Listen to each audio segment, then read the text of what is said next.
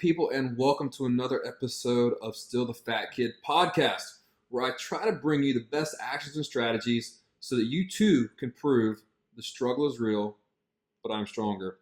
Today's guest, one of my good friends, Shawn Chambers. Shawn has an incredible story to tell. That's why I wanted him on the show. He's done a lot of things and started his own company, been through a lot. So a really excited guest to have on. But to start things off, I love starting off my day like this, so why not start the podcast off like this? Shawn, what's something you're grateful for?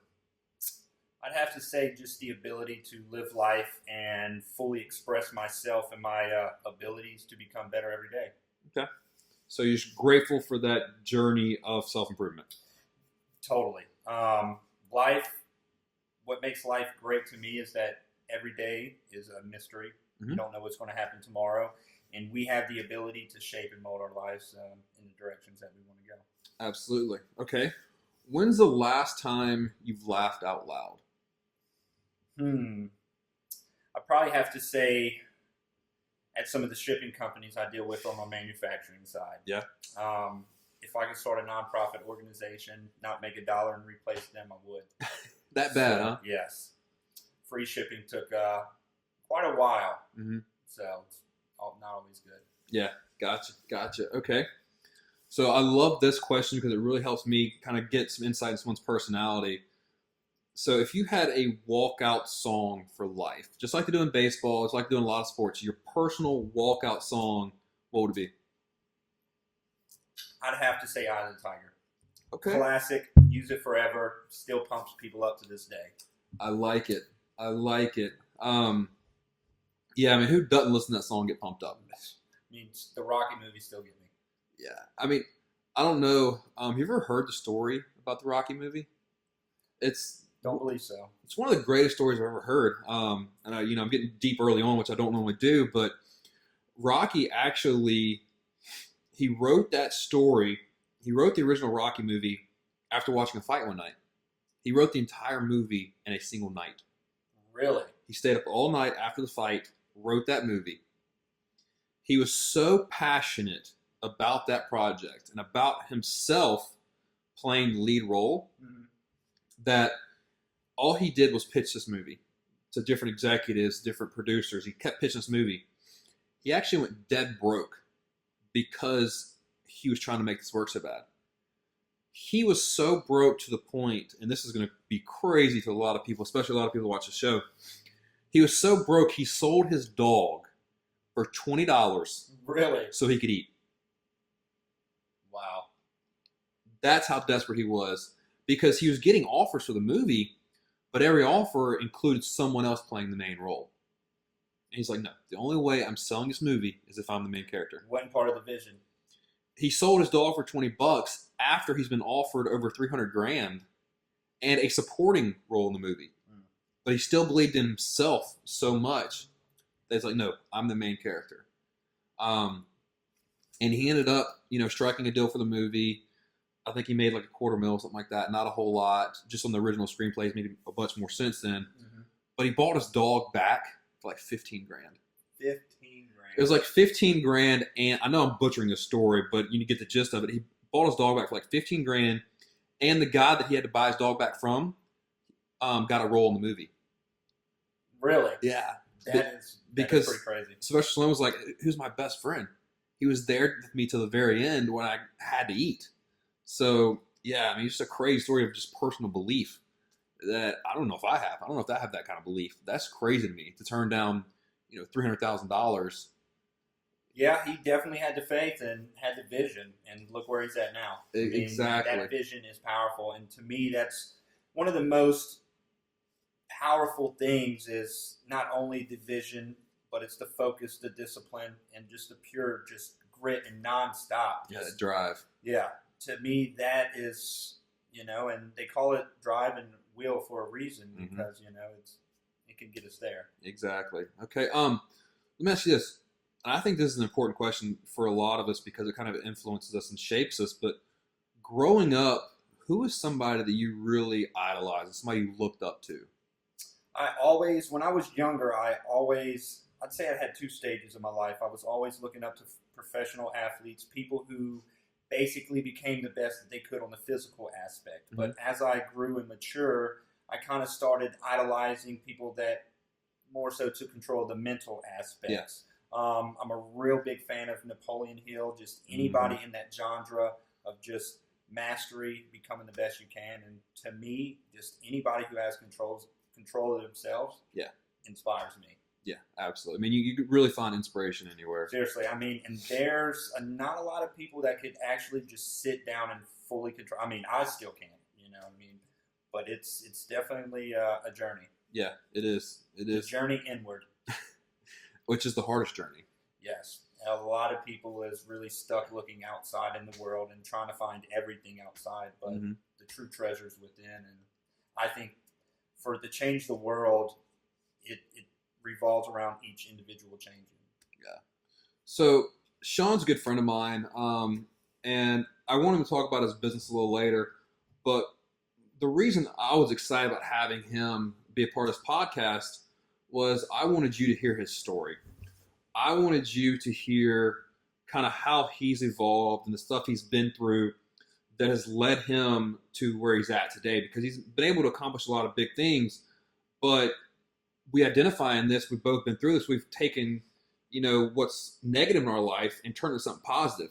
So, Shawn, if you can, just kind of tell everybody about your personal story and what's developed since then.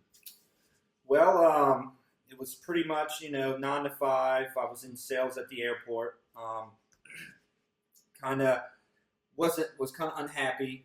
Really wasn't satisfied to my day-to-day operations and grind. And what's really weird about the situation is I kind of put something out there that I was like, I want change. I need change. Where can I find change? What can I do? And one night I got off work and was going to meet some friends for a few drinks, and I didn't even make it there before I was T-boned by a drunk driver. My car spun, flipped, no windows broken. I didn't have one scratch. I wasn't bleeding anything. I just had an internal spinal damage. So it was kind of like I was protected, but I wasn't. And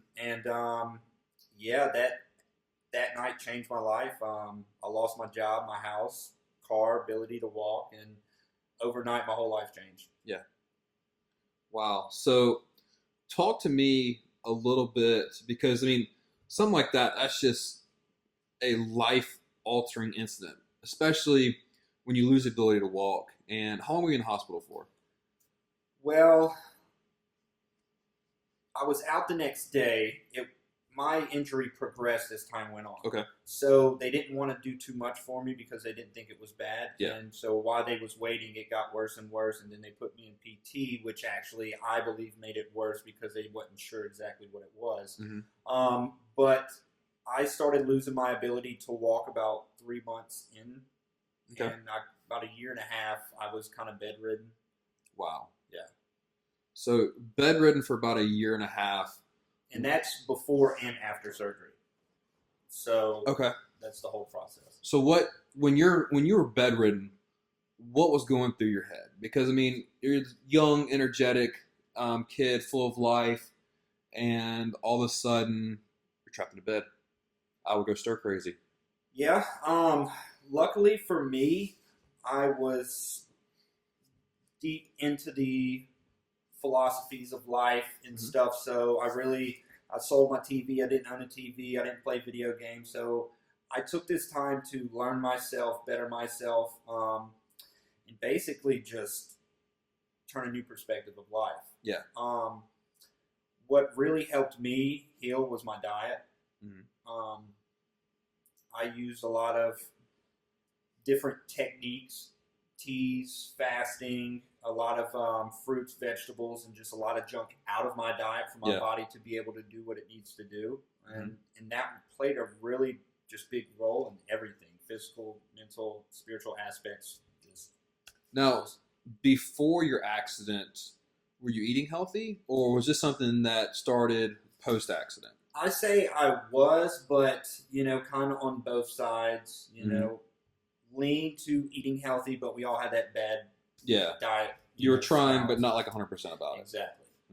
And, there was one time I fasted for 3 days, and I've felt changes in my body that Yeah. I never felt before. I had control over my thoughts, and it was really It's an interesting process, to say the different. least. It was really different. A lot of people think they can't go for 6 hours without a meal.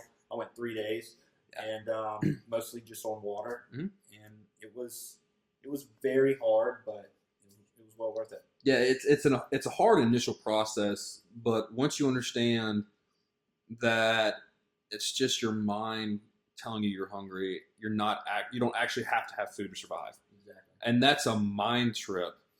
That your body's telling you one thing, but it's not necessarily the truth. It's just the way it's been programmed. Like Definitely. these people that say, a lot of people say, "Look, I can't go more than 3 or 4 hours without eating." That's just because that's what you're used to. That's your comfort zone. That's the limitation box that they choose to believe. Mm-hmm. Exactly. And I've done a lot of research into fasting, and while myself, I work out and I do some bodybuilding and stuff like that, so I need nutrients to support that. At the same time, I do a lot of intermittent fasting, and I've done a couple fasts like that, and I've done it more as a challenge to myself, that mental challenge. I love a good mental challenge, and really seeing how far I can push myself. For sure. But what you find is by doing the research and actually doing it yourself, you see that fasting actually starts a lot of the repair processes in the body. It really does. One of the things that I learned is that it neutralized a lot of the levels in our bodies. Mm-hmm. Whether it's the hormones, so many levels that I really can't even dive deep in right now. Yep. But we steady eat 3 times a meal. Not everybody, 3 times a day, and you think about the body. If it's processing bulk hours of all times of the day, your body has no time to heal and reproduce itself. So definitely you got to take care of the body like you take care of your cars or just anything you have in your life. I mean, most people gets the oil change in their car. When's the last time they got the oil change in their body? Exactly. So we definitely need to focus on the body because this is our instrument in this reality, and we see through this body with our senses for the reality. So if you have a poor machine or a poor vessel, that's going to limit your ability of this plane in life. So. And what I see a lot of people doing is, now that you mentioned that routine maintenance on your body, I periodically do it, just kind of reset some things. But what I find with a lot of people, especially a lot of my clients, is they get so busy, so stressed out, and life becomes just mundane, just reciprocated process. They're just going through day-to-day routine, and one of the first things they do is they put their health on the back burner to take care of their job, to take care of their family, to do all their priorities. When, let's be honest, if your health isn't where it needs to be, you can't perform any of those things. You can't perform at your job if you're not optimal health. Exactly. You can't be there for your family if you're struggling with, heart conditions and all these other things that people are struggling with nowadays. So I see them just like it should be a higher priority than it is, but because they think everything else is more important, they just put it on the back burner. And I think another big variable that plays into that is the philosophy of disease. Now, I have a different philosophy when it comes to disease than the mainstream. But a lot of people, I do agree that genetics does play a large role, but at the end of the day, it's, the environment that our genes are in. Yeah, epigenetics. So, that's a really big part. And for people to just, it's really interesting how people just puts their health on the back burner. Yeah. Now, when you were in kind of recovery mode and you were, doing all this self-exploration, self-awareness, and really improving yourself on the inside, one of the things you got real big into was teas. Can you kind of tell us your journey into that? Because, I'm a tea drinker. I'm actually drinking some now that we're going to talk about later. But can you kind of talk to me about why you discovered that, what it did for you? Yeah, and I'll touch back on base with my philosophy of disease is I think that there's one root cause of disease, and it's cellular malfunction. I believe, the different tissues, cells, and stuff like that, and muscles actually create different environments and can result in different symptoms. Yep. So I got in tea for the minerals and all the different benefits that it offers. Mhm. And at the end of the day, our body contains elements found all over the world and the universe. Yep. So we need to give our bodies what it needs to perform optimal levels of any aspect of our lives. Mhm.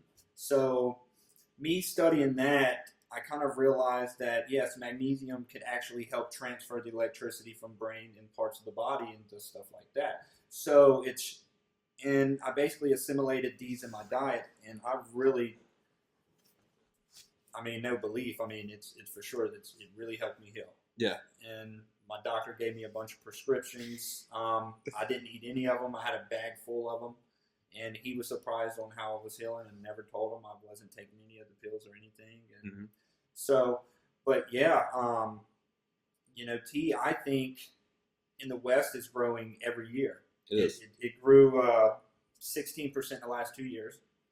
And at the end of the day, health is wealth, and tea is one of the easiest ways to get your vitamins and nutrients that your body needs. Mm-hmm. Yeah, I mean, nothing against medicine and doctors, because they're there to help people. Oh, they do amazing stuff on their own, for sure. They do, and there is certain times where certain medications and surgeries and all that stuff is definitely needed. For sure. Absolutely. But at the same time, there's so many things we could be doing to prevent a lot of that. Yeah. Like we talked about earlier, that preventative maintenance. And, for me, all the research I've done, and kind of like you're talking about cellular malfunction, it's really that stress on your cells, that aging process, and the stress from work and everything else we deal with. I mean, who doesn't have stress these days? Exactly. I know I do daily. So I look at tea and antioxidants, stuff like that, to kind of counteract that and to be that maintenance before things get too bad. I mean, I know there's certain things I'm not going to be able to control, but why not do what I can control to put myself in the best environment? Yeah, I hear a lot of people talk about or try to reason why they don't like to eat healthy is because, we're all going to be gone anyway. But at the end of the day, like we were talking about before, the more optimal your health and your body is, the better you could experience this reality. Yes, Amen. We're all going to die. That's the first thing guaranteed in our life when we're born. You know what I mean? Like, nobody should run from that. We should accept it. Yep. But at the end of the day, I'd rather, feel good than. And that's the thing too. It's like, I've had clients that went from eating bad food, they went from eating junk food and processed foods, and we get them to clean up their diet and just start eating whole foods. I mean, mind blowing, right? Just start eating whole foods. I don't care what it is, just closer to farm to table you can get, the better. And they'll call me a couple weeks into it after the first initial, hangover's gone, of that detox that they go through, of getting all this processed crap out of their body. And they'll say things like, man, I didn't realize how good vegetables taste. Their sounds are louder, colors are brighter.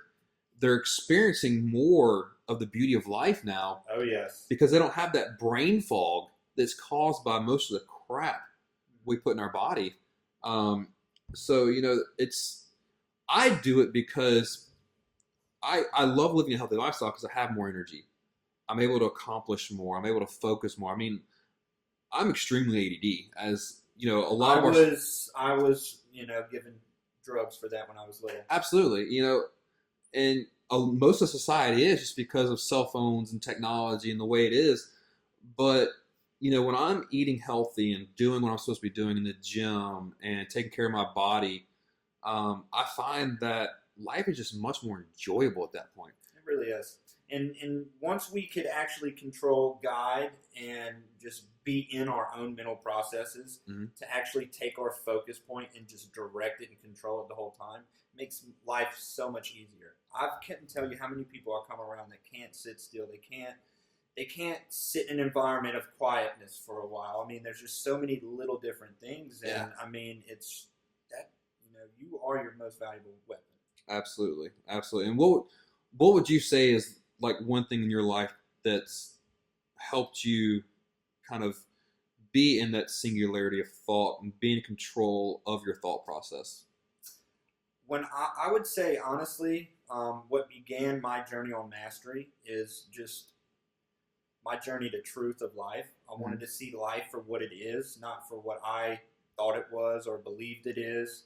And just learning how beautiful life is the more you want to learn. The more you learn, the bigger picture you have of life. And it just, so definitely that I would have to say kind of got started on it. And do you do any type of like meditation practice? Yeah, so I started meditating probably 6 years ago. Wow. 6-7 years ago. Okay. And when I first started, before it was cool. Yeah, pretty much. I guess you would say that. When I started, I remember the first time I meditated, I couldn't keep my eyelids still. It was like they were shaking, and I was like, "This is hard." But after I kept going, and it just gets easier. It does. Like, I know for me, because I suffer from anxiety, I'm extremely ADD. So for me, being still and not doing anything is drudgery. It's torture. So I just got into meditation within the last year. But for me, I started out doing breathing exercises. And breathing exercises to me, once I was able to control my breath and do triangle breathing and box breathing, these different techniques that we'll go into later, I was able to kind of, okay, let's do this. Yeah, it brought me back to center. And then once I got really good at the breathing techniques, I kind of said, okay, what's the next level of this? And that's when I got into meditation. And since I've been doing those two things, I mean, I'll do them at some of the craziest places, but like since I've incorporated those two things in my lifestyle, yeah, I'm still ADD. I still have a hard time sitting still, but for me, it's more of a tool of when I know I need to focus. That needs to be step one. That needs to be kind of the pre-workout I take before I get into it. Yeah, actually, I meditated for about 30 minutes before I came here today. I woke up at about 5:30. I like to wake up early, get my day started. Yep. I like to get at least 3, 4, 5 things done before 9 o'clock. So sometimes midday, I like to kind of take a little mental nap, meditation, kind of alter the brain waves. I really, really think that's important. And I mean, just think about how the world would be if that was taught in like kindergarten. Just where like, okay, everybody, mandatory 15-minute meditation. I mean, to me, that would bring people inside more. They would learn about themselves more. So be more of a reflection as well. So yeah, because the way we're raised in this world we live in is just boom, boom, boom, boom, fast pace, and get as many things done as you can. Put a cell phone in your hand at an early age. If you're not doing something, you're playing games on your cell phone. I mean, it like when I see parents that quiet their kids by here's my cell phone, I'm like, oh, like you're teaching your kid this.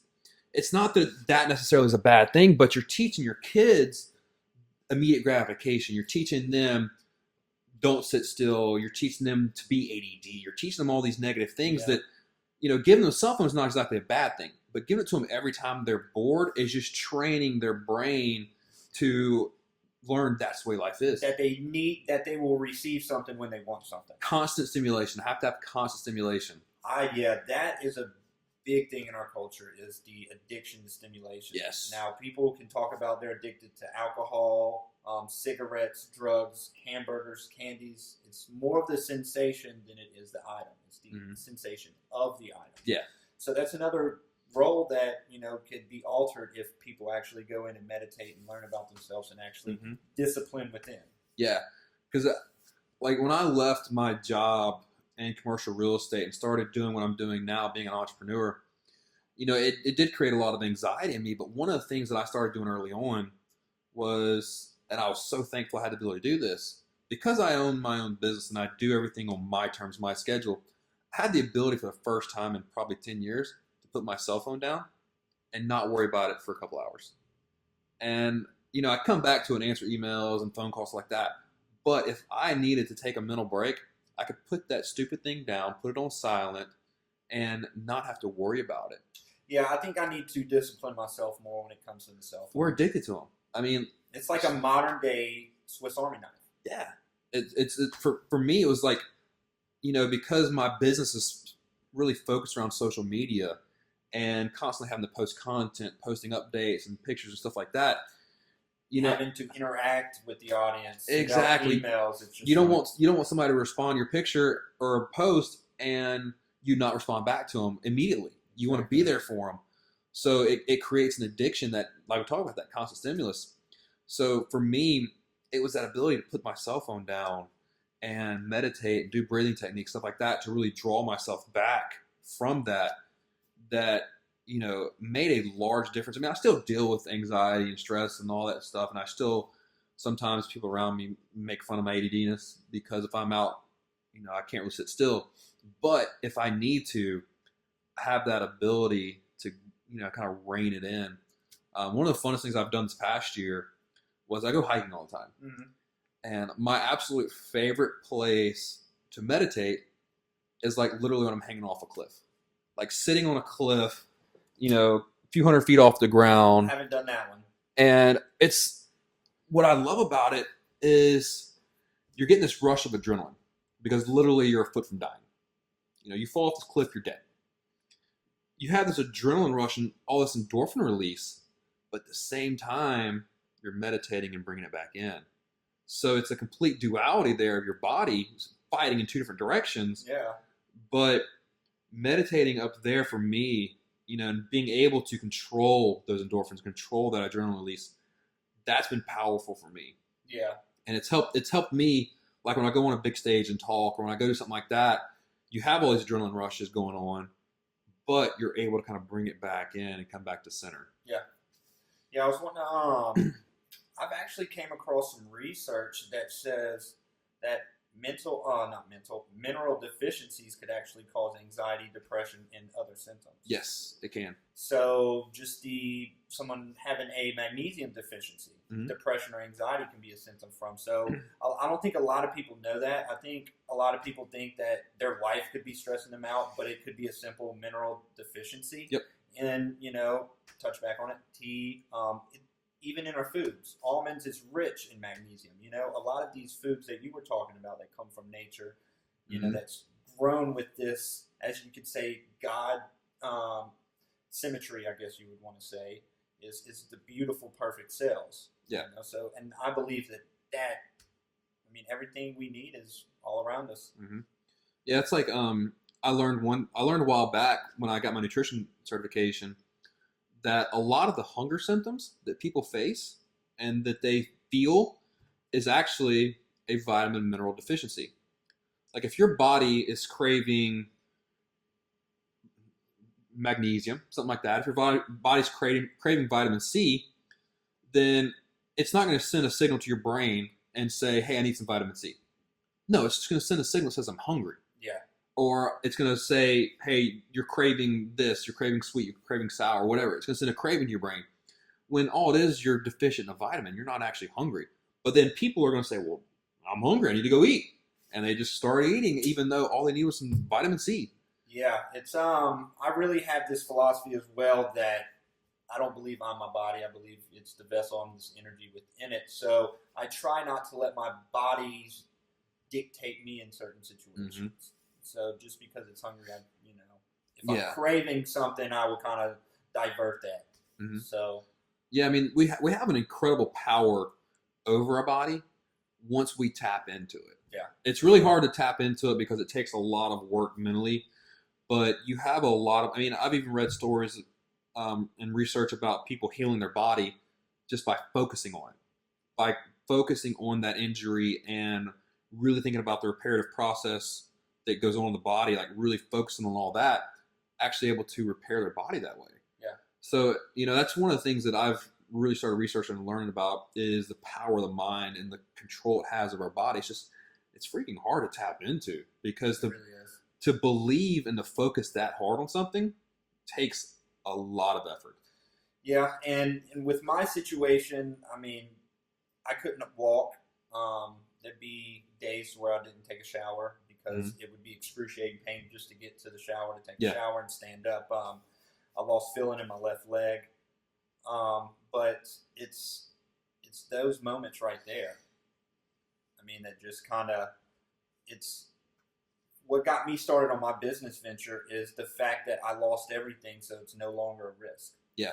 I mean, I think most people are scared to do it because they have their stuff going on and they Mhm. don't want to risk the time, the energy, the money, the effort. But to me, it was a mere thing of survival.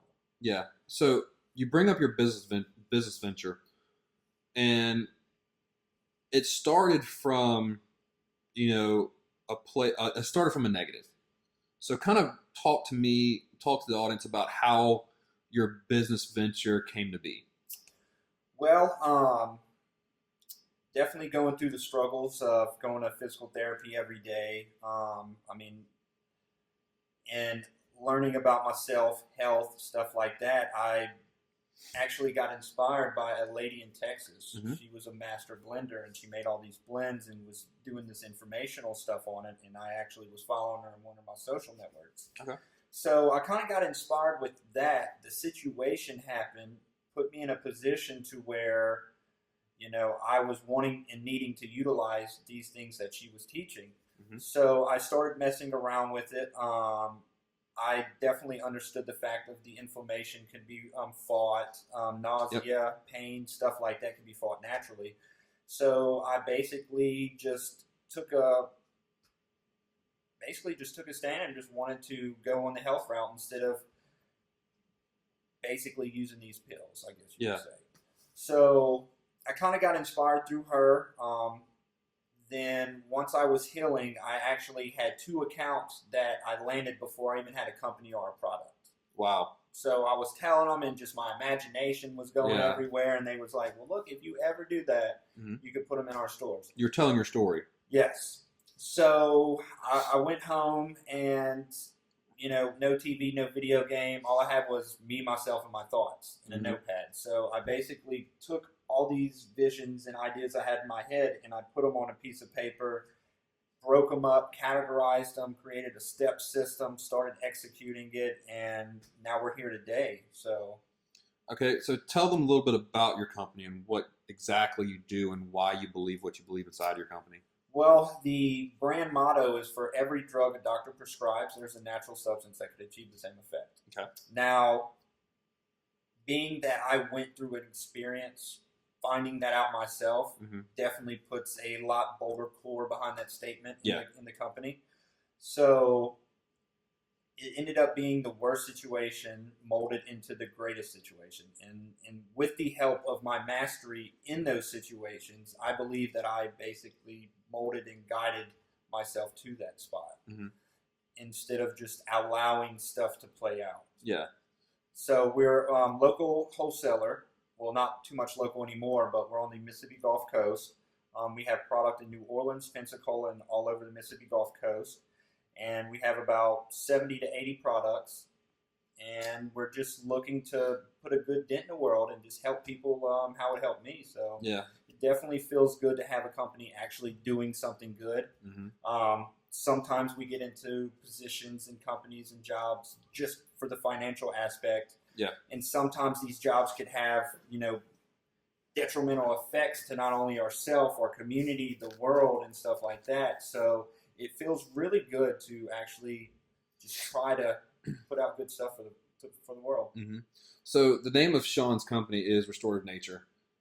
It's a totally organic tea company. Now they're starting to get into some mushrooms a little bit, which I'm a big fan of. Not the trip mushrooms, but the actual healing and good for you mushrooms. I take a mushroom supplement every day, but I've been drinking Shawn's tea for a while now, and I can really see the benefits of it.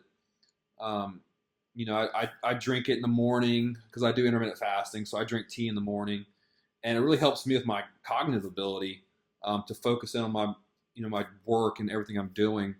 So Shawn's out there doing some really good things in that community, in the tea market. And the biggest thing that I love about Shawn's brand and Shawn's company is his story. I mean, he can totally stand behind it. He can totally say, this is the effect it had in my life. He didn't just read some research and say, okay, I can make money selling this. No, I mean, if you talk to this guy, you truly see his passion for what he does. And to see someone out there that's like, they have a passion, they have a void in their community they want to fill, and they just go do it. I mean, that's what it's all about. And that's kind of, what we talk about all the time. It's the same thing I did. I took the biggest negative of my life, which was me being overweight and the associated problems with that, and I was able to build a business out of it. It's the same thing Shawn's doing. Shawn took, something that negative in his life and found something that helped him and said, you know what, there's a real need for this in my community. So I'm going to start a business out of that. And, it's organic. It's, it looks like a bunch of cut up grass in a bag, but that's the way tea should be. It shouldn't be, just ground black, nothing. Flaky, dry, and disintegrates in your hand like that. Yeah, it shouldn't be like that. It should be, a whole natural product that Shawn, now distributes. And he's got some big plans to take this nationwide and do some big things with it. So through your struggles and through building a business, what's one thing you do to stay motivated? Because owning your own business is tough. Coming from what you overcame, now owning your own business, it's not easy. Not at all. So what's one thing you do to stay motivated? I think honestly, it's just the self-mastery aspect of it. I've built that base on the philosophy of my life, and I've programmed myself to want to become better every day. Mm-hmm. And I believe that this little belief empowers me to just keep pushing every day, because I know that I can become better than I was yesterday. Mm-hmm. So it's that constant improvement. Constant improvement. Diamonds are created from friction. Mm-hmm. So good and bad is relative. So what's good to somebody else is bad to somebody else, and vice versa. So it's be careful what we label stuff. Mm-hmm. It could actually really affect us. So, but I try to get beyond the polarities and just not label situations and just try to come out on the positive ends no matter what it be. So yeah, a lot of that is like your perspective, how you see things. Exactly. And I really think that has a big aspect to kind of push me forward and Mm-hmm. keep me going every day, is my mental attitude. Yeah. I was joking with one of my friends the other day. She made the comment of, I just like giving you a hard time, because she was joking with me, giving me a hard time. I said, it's only a hard time if I see it that way. Exactly. It's about my perspective of it. Somebody giving me a hard time, and if I know they're just giving me a hard time, I look at it as humor. I don't look at it as, man, they're giving me hell. It's not. I don't look at, it's not a negative to me. It's something positive, because at least they're taking time to do that. Yeah. Another motivating factor is the people's belief that it can't be done. Yeah. And to me, like, every new person doubting me is just more fuel. And I spend no less than 13, 14-hour days daily. Mm-hmm. Waking up at 5:30, going to sleep at 12 o'clock, 11 o'clock, and I really believe we have the ability to create the life we want.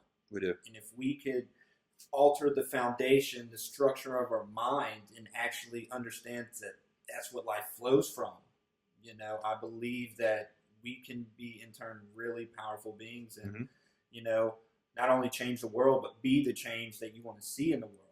Exactly. And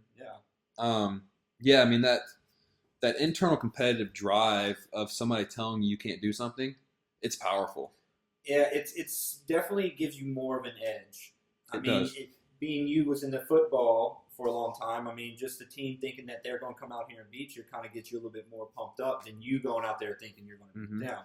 So it's definitely the whole, it's however we look at it mentally, for sure. Yeah, because when I first started losing all my weight, I was over 300 pounds, and here I was, this fat kid, and I would tell people, even early on in my journey, I'm like, I'm gonna have a six-pack one day, and of course they would look at me like, good luck with that. It's not, look, you're really big, you might lose some weight, but come on, really? Yeah. And I'm like, okay, I'm glad you said that, just watch. And, it took me a while. It took me a year and a half probably to get there. But, I had like visible abs for the first time in my life, because I was always overweight. And it was so gratifying to me personally, of not only giving myself a challenge, but other people challenging me and saying, you really can't do that. Yeah. And then to go out there and actually do it, man, that's that's something powerful that I wish more people would experience, because the confidence you gain from that, the things, the way you develop inside from really giving yourself that hard challenge, but then going out there and doing it. Oh yeah, for sure. I mean, building a business, I've never done a lot of this stuff. I had to teach myself, and whether I know it or not, it has to be done. So yeah, and that's a characteristic you see of a lot of successful entrepreneurs is, if you don't know something, you don't just whine about not knowing. You go figure it out. You go, okay, we have access to the internet. You have something called Google. If you don't know how to do something today, there's something wrong with you. Pretty much. Because I learned, like this podcast right now, I learned it on YouTube. I learned the software and how to hook up the wires, work the mic. I learned all that on YouTube just by searching for it. So the knowledge is out there, but most people are too lazy to go acquire it. Yeah, we're definitely in interesting times, for sure. Yeah, I mean, the people that tell me, man, I don't know how you do it. I'm like, how do you not do it? That's my question. Perspective is everything. It is. It's about that story you tell yourself. It really is. Because I used to tell myself that story of, hey, you're not good enough. You never will be. But once I said, okay, you don't know how good you're going to be. So what was your defining moment for your switch and your change of your lifestyle? For me, it was after I finished playing college football. I had 4 knee surgeries in a year, a lot of other injuries. I have a very thick medical chart. But I'm laying in recovery from double knee surgery after my last game of college football. Of course, as thick as my medical chart was, I had no chance of playing pro football. Even though I was projected, if I had continued on my path and been healthy, I was projected really high in the draft, just because how good my numbers were. But I knew after all the injuries, there was no chance of me playing pro football. So I'm laying in recovery, and I was just sick and tired of being sick and tired. My body was completely beaten up. It took me, 10, 15 minutes to get out of bed every morning. And the first thing I did every morning to be able to function in life was I'd have to go sit in an ice tub. And that's miserable. Anybody that's ever done it, that's miserable. It's a terrible feeling to go, be up to your neck in ice water at 6 o'clock in the morning. So I was having to do that. And then on top of being physically beaten down, mentally, I was just a mess because I was overweight. So I was dealing with those issues of the insecurity and the not being good enough. I was dealing with all of that, but at the same time, I was just beaten down mentally from being physically messed up. Yeah. My body was hurting every day, which, when you're having to do the things I was having to do to play, we've all seen the movie Varsity Blues. That's real. Yeah. That really does happen. For sure. So, I was having to do all that. So mentally and physically, I was broken. I was just beaten down, and I was sick and tired of being sick and tired. So that moment also was coupled with my football career's done. I've graduated twice now from college, got 2 degrees. It's the first time in my life, that I was actually able to say, okay, you don't have to live up to anybody else's expectations. You don't have to do what anybody else wants you to do. Who do you want to be? What do you want your life to look like? And it's the first time in my life I could actually make my own decisions and live life according to my terms. So the first thing I wanted to do, and the first thing I'd been wanting to do for a couple of years, was get the weight off. So I within a calendar year, lost a little over 100 pounds. And, which is a great start. It is. And I tell people all the time, losing 100 pounds is not nearly as hard as keeping it off for 10 years. That's the hard part. Yeah, it's a lifestyle, not just a... It is. Sure. But it wasn't really like an aha moment for me. It was a gradual buildup of negatives that finally I just had enough of. Yeah. A lot of people that turn their life around, whether it's from addiction or overcoming this, that, and the other, it's never like a singular moment more than it is a gradual buildup of just crap and negatives and stuff they've been through. Yeah, they might have that moment where they finally snap, like I did, but it's always this buildup of just constant crap in your life that you finally have enough of. Yeah, years ago, I was suffering from a slight depression, and Mhm. my mind was running wild. I was a real negative thinker, and I was definitely to that point too where I was tired of it. And this is before I begun the mastery journey. Yeah. And I was looking for it all externally, and I basically asked the universe for a change, and it sent it in the form of a drunk driver. Yeah. So, Probably wasn't the change you were asking for. no, be careful what you're asking for sure. So, Yeah. But like with me, I'm thankful that happened. Like, I'm thankful for the crap that I went through, because exactly. I wouldn't be sitting here with you right now doing this if it hadn't been for that. Exactly. Because only through our hardships do we, learn the beauty of life, and we learn what amazing things are out there. It actually allows us to enjoy the good, mediocre things. You know what I mean? Whether it's really enjoyable to just mediocre, just knowing that you don't have to go back there. To me, I'm grateful every morning not feeling what I felt in my past. Exactly. So that's put me above par every morning. Yeah, exactly. So, I just want to take some time right now to really thank you for who you are. Guys, Shawn's an incredible person. He's always putting out positivity. He's always doing good things. Every time I've ever had an interaction with him, it's always been like super motivating, super like positive, and hey, where are we going next? What are we doing next?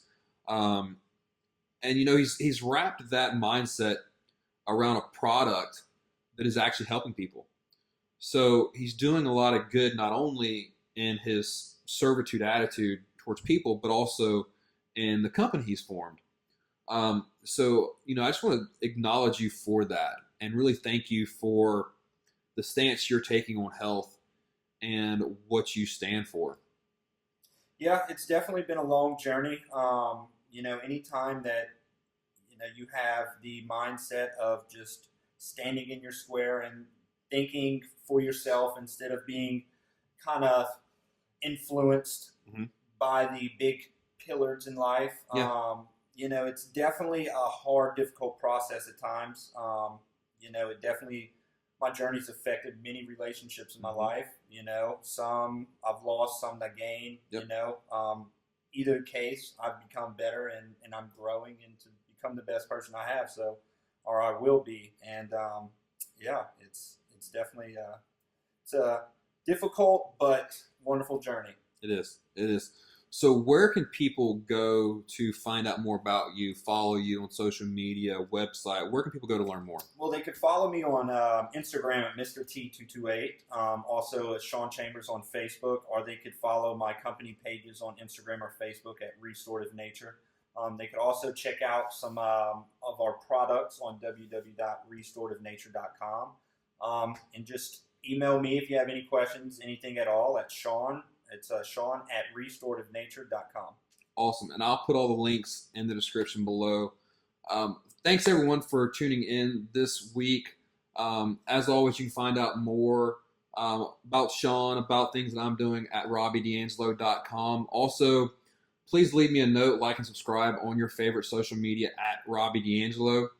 This is your friend in the struggle, and my amazing guest today, Shawn Chambers, proving to you once again, the struggle is real, but you are stronger.